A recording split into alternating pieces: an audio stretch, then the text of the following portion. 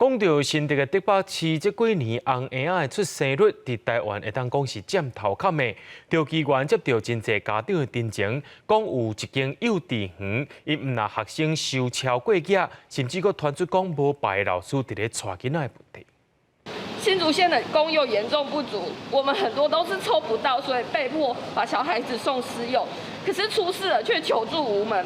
受到家己的囡仔在幼稚园受到不当管教，家长唔甘咧流目屎。新竹县议员指出，这间幼稚园逐年超收囡仔超过150人，上济有到205人，超收的情形实在有够离谱。去单查他的年龄层的话，你就会发现他每个年龄层都是超收的状况。那他超收的孩子，他会挂到哪里？他可能挂到他的托婴，可能挂到他的别的单位，他3个管去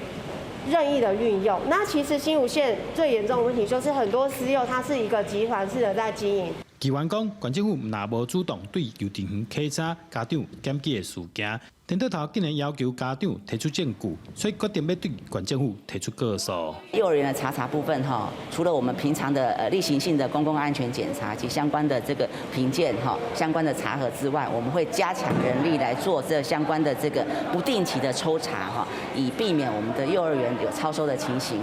县政府回应，针对超收学生的部分，未来加强无定期稽查，若是发现无依照规定，一定会严格处罚，绝对无包庇业者的代志。记者刘君豪，新竹报道。